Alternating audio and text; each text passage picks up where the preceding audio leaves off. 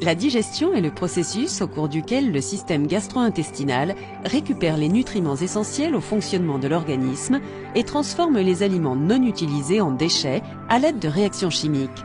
La mastication, le fait de mâcher, constitue la première étape de la digestion. La salive est la première substance responsable de la digestion car elle transforme les aliments mâchés en une masse molle appelée bol alimentaire. La salive rend ce bol alimentaire facile à avaler. Celui-ci va donc descendre le long de la gorge et de l'œsophage. Le bol alimentaire passe au travers du sphincter œsophagien avant d'arriver dans l'estomac. Dans l'estomac, l'acide chlorhydrique libéré permet de progressivement casser les grosses molécules d'aliments en molécules plus petites jusqu'à obtenir un bol alimentaire liquide. On appelle cette substance liquide le chyme, lequel passe par le sphincter pylorique et entre dans le duodénum, la première partie de l'intestin grêle.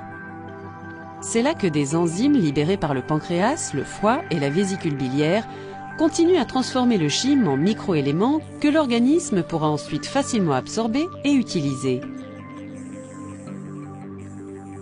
L'intestin grêle est tapissé d'une muqueuse interne qui comporte de nombreux replis. Ces petites saillies en forme de fines franges sont appelées villosités. Les villosités permettent aux aliments digérés de s'infiltrer dans la circulation sanguine. C'est dans l'intestin grêle que tous les nutriments et toutes les vitamines sont absorbés. Le chyme poursuit alors sa route pendant environ 6 mètres le long de l'intestin grêle, passe la valvule iléocolique et arrive dans le gros intestin.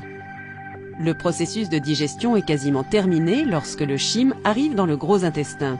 Le chyme non digéré qui pénètre le gros intestin est considéré comme du déchet.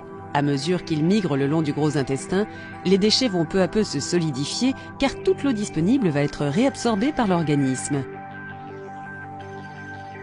Les déchets vont ensuite s'accumuler dans le rectum, l'extrémité finale du gros intestin, jusqu'à ce que le cerveau ordonne au corps de s'en débarrasser.